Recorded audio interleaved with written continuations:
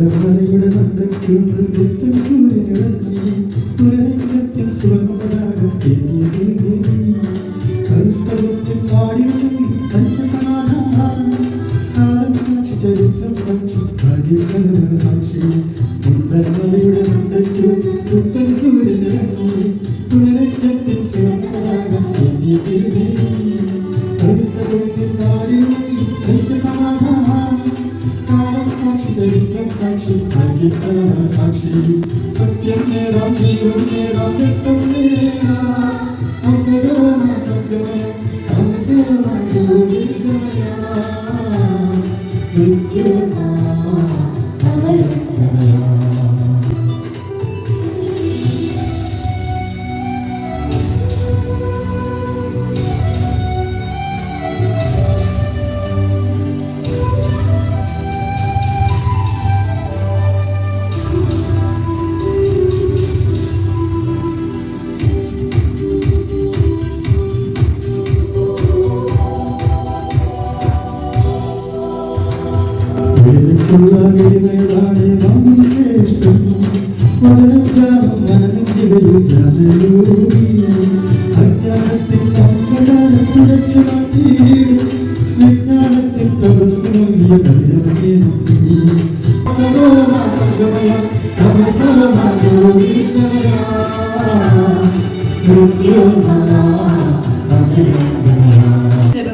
പറയുന്നതിനായി ഞാൻ ശിവയമാമം ജോയൽ ജിനോലേഷൻ. മഹത്തായ സുഹൃത്തുക്കൾ, സ്നേഹമാണ് മനുഷ്യനെ ദൈവത്തോട് ഏറ്റവും പഠിപ്പിക്കുന്നത്. പ്രാർത്ഥനയാണ് ആത്മാവിന്റെ ശ്വാസം. വിനയമുള്ള ഹൃദയത്തിലാണ് ദൈവകൃപ നിറയുന്നത്. സേവനം ദൈവസ്നേഹത്തിന്റെ ഏറ്റവും മനോഹരമായ പ്രകടനമാണ്.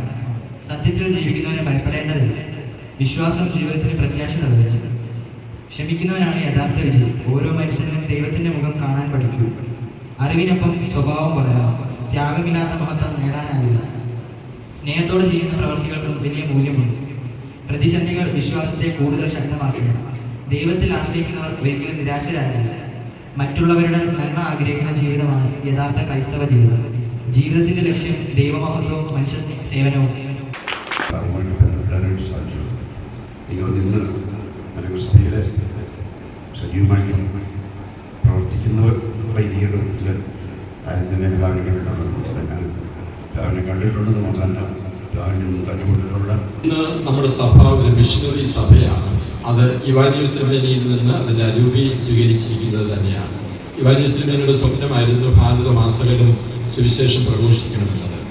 അത് ഇന്ന് നമ്മൾ സ്വായത്തമാക്കുന്നത് സെയിൻറ്റ് എഫ്രൈം കടുക്കി പൂന ഭദ്രാസനത്തിലൂടെയും saint John Chrysostom Gurgaon Delhi ഭദ്രാസനത്തിലൂടെയുമാണ്. ഞാനിപ്പോൾ സെൻറ്റ് എഫ്രൈം ഭദ്രാസനത്തിൻ്റെ പ്രഥമ മെത്രാപ്പൊലീത്ത തന്നെയാണ് നോർത്ത് ഇന്ത്യയിലേക്ക് ട്രാൻസ്ഫർ ചെയ്യുന്നത്. ഇപ്പോൾ ഈ ഭദ്രാസനം നോർത്ത് ഇന്ത്യയിലെ 23 സംസ്ഥാനങ്ങളിൽ വ്യാപിച്ചുകയാണ്. ഈ സംസ്ഥാനങ്ങളിൽ 23 സംസ്ഥാനങ്ങളിൽ 12 സംസ്ഥാനങ്ങളിൽ മാത്രമേ നമുക്കിപ്പോൾ നാമമാത്രമായിട്ടുള്ളൊരു സാന്നിധ്യം ഉള്ളൂ. ഇന്ന് നമ്മുടെ വിശുദ്ധ കുർബാന ത്രിപുരയിലെ കോർബറോട്ട് ഭാഷയിലും ഒറീസയിലെ ഒഡിയയിലും പഞ്ചാബിലെ പഞ്ചാബിയിലും അതുപോലെ തന്നെ ഹിന്ദി സംസാരിക്കുന്നതായ പ്രദേശങ്ങളിൽ ഹിന്ദിയിലും ഇതേ വിശുദ്ധ കുർബാന തന്നെ അർപ്പിച്ചു. ഒരു മിഷണറി സഭയായിട്ട് വളർന്നുകൊണ്ട് ഇതിൽ നിങ്ങളും പങ്കാളികളാകണം എന്നാണ് എൻ്റെ പ്രത്യേകമായിട്ടുള്ളതായ ആഹ്വാനം.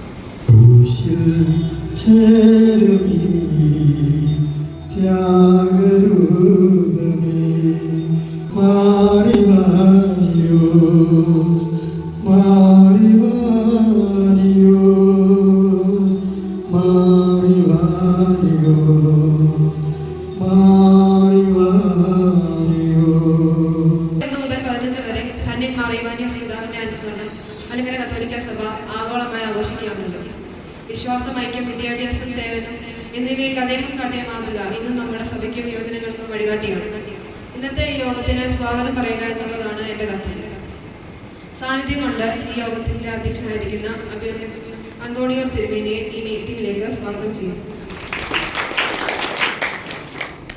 ഈ മീറ്റിംഗിലേക്ക് മാറി ഇവാനിയോസ് തിരുമേനിയുടെ അനുസ്മരണത്തിനായി കടന്നെത്തിയ ഇഗ്നേഷ്യസ് അച്ഛനും ഈ മീറ്റിംഗിലേക്ക് സ്വാഗതം ചെയ്യുന്നു.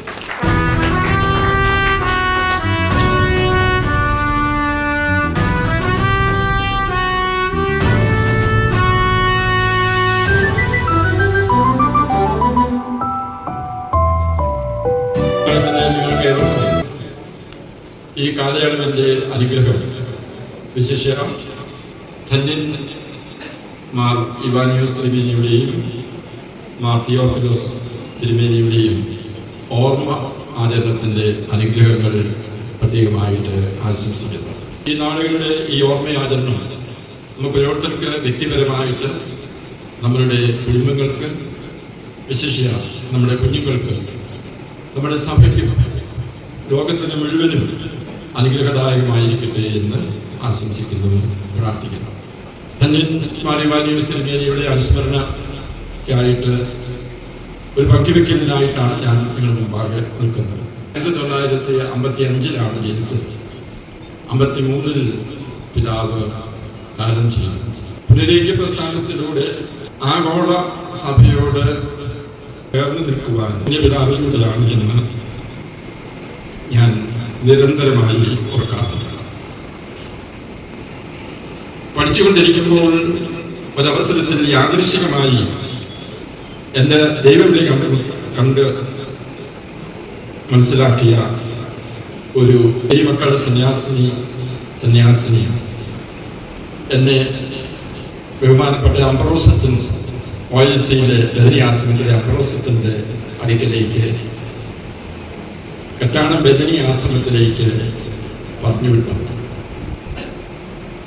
അന്ന് മുതലാണ് എനിക്ക് ധന്യൻ മാർ ഇവാനിയോസ് തിരുമേനി ബദനി ആശ്രമത്തിൻ്റെ ഫൗണ്ടർ, ബദനി ആശ്രമത്തിൻ്റെ സ്ഥാപകനാണ് എന്ന് മനസ്സിലായി. അപ്പോൾ ബദനിയുടെ സ്ഥാപകനോട് പ്രത്യേകമായ ഒരു സ്നേഹവും ആദരവും ഭക്തിയും ഉണ്ടാവുക സ്വാഭാവികമാണ്. തുടർന്ന് ഓർമ്മ പെരുന്നാളുകളിൽ സംബന്ധിക്കുവാനും സാധിച്ചിട്ടുള്ളപ്പോൾ വളരെ ആഴമായിട്ട് പിതാവിൻ്റെ ജീവിതം എന്നെ സ്വാധീനിക്കുന്നതായിട്ട് എനിക്ക് തോന്നി. ആ കാലയളവിൽ വൈദിക പരിശീലനത്തിനായിട്ട് പരിശീലനം നടക്കുമ്പോൾ, സന്യാസ ജീവിത പരിശീലനം നടക്കുമ്പോൾ ധന്യൻ മാർ ഇവാനിയോസ് തിരുമേനിയുടെ ആധ്യാത്മികത എന്താണ് എന്ന് ആഴത്തിൽ പഠിക്കുവാൻ തുടങ്ങി എന്ന് പറയുവാൻ സാധിക്കും. ധന്യൻ മാർ ഇവാനിയോസ് തിരുമേനിയെ പഠിക്കുമ്പോൾ ഏറ്റവും ആദ്യം നമ്മുടെ മുമ്പിൽ പ്രത്യക്ഷപ്പെടുന്നത് ഗിരിദീപം എന്നൊരു പുസ്തകമാണ്. ഗിരിദീപം ഇവാനിയോസ് തിരുമേനിയുടെ സ്വയംകൃത ചരിതമാണ്.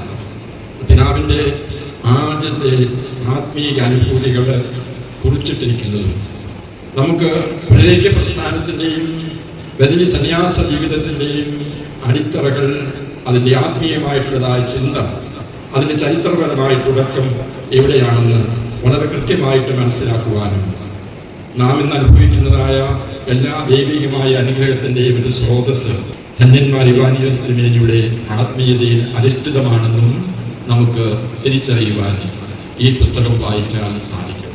പിതാവിൻ്റെ ആയിട്ടുള്ള പുസ്തകങ്ങൾ, പ്രത്യേകിച്ച് സന്യാസ ജീവിത സഹായം, സന്യാസ ജീവിത പരിശീലനവുമായിട്ട് ബന്ധപ്പെട്ട് പഠിച്ചു. പിതാവിൻ്റെ ധ്യാന ചിന്തകൾ, വിശുദ്ധ കുമ്പസാരം ഒരു പഠനം, വിശുദ്ധ കുർബാന ഒരു പഠനം, അതുപോലെ തന്നെ ധ്യാന ചിന്തകൾ അടങ്ങുന്നതായ പുസ്തകങ്ങൾ, ഇവയൊക്കെ വായിക്കുവാനായിട്ട് അന്ന് പ്രേരിതമായി.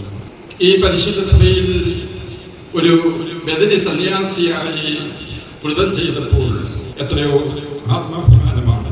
80 പുനരേക്യ പ്രസ്ഥാനത്തിൻ്റെ 50ാം വാർഷികം ഗോൾഡൻ ജൂബിലി ആഘോഷിക്കുന്നതായ അവസരത്തിൽ കോട്ടയത്തെ മാർ ഇവാനിയോസ് നഗറിൽ വെച്ചാണ് വൈദിക പട്ടം സ്വീകരിക്കുവാൻ എനിക്ക് ഭാഗ്യം ലഭിച്ചത്. ബദനി തന്നെ മലങ്കര സഭയുടെ അധ്യക്ഷനായിരുന്ന സിറിൽ പിതാവിൽ നിന്ന് പിൽക്കാലത്ത് മലങ്കര സുറിയാനി കത്തോലിക്ക സഭയുടെ മെത്രാപ്പോലീത്ത, പ്രഥമ മേജർ ആർച്ച് ബിഷപ്പ് കാതോലിക്ക ബാവ എന്നീ പദവികളിലേക്ക് ഒക്കെ ഉയർത്തപ്പെട്ടതായ പിതാവിൽ നിന്നാണ് എനിക്ക് തിരുപ്പട്ടം സ്വീകരിക്കുവാനായിട്ട് സാധിച്ചത്. അതേ വേദിയിൽ തന്നെ തിരുവനന്തപുരം അതിരൂപതയിൽ നിന്നുള്ളതായ ശമാശമാർക്ക് പട്ടം നൽകിക്കൊണ്ട് ഗ്രിഗോറിയോസ് തിരുമേനി ഉണ്ടായിരുന്നു എന്നത് ഓർക്കുകയാണ്. പ്രസ്ഥാനത്തിലൂടെ സഭയിൽ ഒരു വൈദികനാകുവാൻ സാധിച്ചപ്പോൾ അതിന് നിദാനം, അതിന് വളരെ പ്രേരകമായിട്ട് നിന്നത്, അതിൻ്റെ ആധ്യാത്മികമായ സ്രോതസ്സായിട്ട് നിന്നത് ധന്യൻ മാർ ഇവാനിയോസ് തിരുമേനിയാണ് എന്ന് അന്നും ഇന്നും അനുസ്മരിക്കാറുള്ളത്. പഠിക്കുന്നതിനിടെയായപ്പോൾ ഞാൻ റോമിൽ വത്തിക്കാൻ സെന്റ് പീറ്റേഴ്സ് ബസിലിക്കയിൽ സാധിക്കുമ്പോഴെല്ലാം ആഴ്ചയിൽ ഒരു പ്രാവശ്യമെങ്കിലും അവിടെ പോയി പ്രാർത്ഥിക്കുവാനുള്ള അവസരം ലഭിച്ചു. അവിടെ പ്രവേശിക്കുമ്പോഴൊക്കെ ഞാൻ മാർ ഇവാനിയോസ് തിരുമേനിയുടെ ചിത്രം വിശുദ്ധ പത്രോസ്ലീഹായുടെ ചിത്രത്തോട് ചേർത്ത് വെച്ച് ചിന്തിക്കാറുണ്ടായിരുന്നു. എന്ന് മാത്രമല്ല, 11-ാം പീയൂസ് മാർപ്പാപ്പ ധന്യൻ മാർ ഇവാനിയോസ് തിരുമേനിയെ വെൽക്കം എന്ന് പറഞ്ഞ് ആശ്ലേഷിച്ച് വത്തിക്കാനിൽ സ്വീകരിച്ചതായ ആ സംഭവം ചരിത്രത്തിൽ രേഖപ്പെടുത്തിയിട്ടുള്ളത് ഊഷ്മളമായ ഒരു അനുഭവത്തോടു കൂടി ചിന്തിക്കാം. കഴിഞ്ഞ 12, 13, 14 ദിവസങ്ങളിൽ യൂറോപ്പിലുള്ളതായ നമ്മുടെ മലങ്കര കത്തോലിക്കരെല്ലാവരും റോമിൽ ഒരുമിച്ച് കൂടി പരിശുദ്ധ പത്രോസിന്റെ സിംഹാസന പള്ളിയിൽ പത്രോസിന്റെ രക്തസാക്ഷിത്വത്തിന്റെ ആ വെടിവേദിയിൽ വിശുദ്ധ കുർബാന അർപ്പിച്ചപ്പോൾ നമ്മുടെ മുമ്പിൽ, എൻ്റെ മുമ്പിൽ ഉണ്ടായിരുന്നത് കുർബാനയോടൊപ്പം ധന്യൻ മാർ ഇവാനിയോസ് തിരുമേനിയുടെ അനുഭവമായിരുന്നു. അവിടെ വിശുദ്ധ കുർബാന അർപ്പിക്കുവാൻ മലങ്കര സുറിയാനി കത്തോലിക്ക സഭയുടെ തലവൻ പിതാവുമായ മോറോമോ ബസേലിയോസ് ക്ലീമീസ് കാതോലിക്ക ബാബായോടൊപ്പം ഈ സഭയിലെ മറ്റ് 12 മെത്രന്മാരോടൊപ്പം അനേകം വൈദികരോടും റോമിലും മറ്റനേകം സ്ഥലങ്ങളിലുമായിട്ട് പാർക്കുന്നതായ വലിയ വിശ്വാസ സമൂഹത്തോടും ചേർന്ന് വിശുദ്ധ കുർബാന അർപ്പിക്കുവാനായിട്ട് സാധിച്ചപ്പോഴാണ് എനിക്ക് കൂടുതൽ ആഴത്തിൽ അനുഭവമായത് എന്താണ് പുനരൈക്യത്തിന്റെ സന്ദേശം, എന്താണ് പുനരൈക്യത്തിന്റെ അനുഭവം എന്ന്. പുനരൈക്യത്തിന്റെ അനുഭവം എന്നത് ആഗോള സഭയോട് ചേർന്നിരിക്കുക, പത്രോസിന്റെ സിംഹാസനത്തോട് ചേർന്നിരിക്കുക, സാർവത്രികമായ ഐക്യത്തിൽ നാം ഒന്നാണ് എന്ന് അനുഭവിച്ചറിയുക, ക്രിസ്തീയ ജീവിതത്തിന്റെ ആത്മീയതയുടെ ആഴങ്ങൾ എവിടെയാണെന്ന് തിരിച്ചറിയുക, ഇവയൊക്കെ മനസ്സിലാക്കുവാനായിട്ട് സാധിച്ചത് ധന്യൻ മാർ ഇവാനിയോസ് തിരുമേനിയുടെ ആരംഭിച്ചതായ പ്രസ്ഥാനം പുനരൈക്യ പ്രസ്ഥാനത്തിലൂടെ, സഭൈക്യ പ്രസ്ഥാനത്തിലൂടെ ആഗോള സഭയുടെ തനയനായി തീരുവാനും, ആഗോള സഭയുടെ ഒരു വിശ്വാസിയായി തീരുവാനും, ഒരു മെത്രാനായി തീരുവാനും സാധിച്ചതിന്റെ അനുഭവമാണ് എന്ന് അവിടെ വെച്ച് എനിക്ക് മനസ്സിലാക്കി.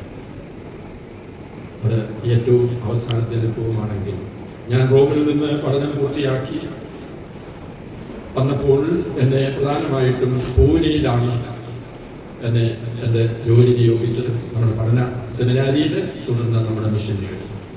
ആ മിഷനുകളിലൊക്കെ പ്രവർത്തിക്കുമ്പോൾ എനിക്ക് ഒറ്റ ചിന്ത മാത്രമേ ഉണ്ടായിരുന്നുള്ളൂ. അത് ധന്യൻ മാർ ഇവാനിയോസ് തിരുമേനി നൽകിയതായ ചിന്തയാണ്.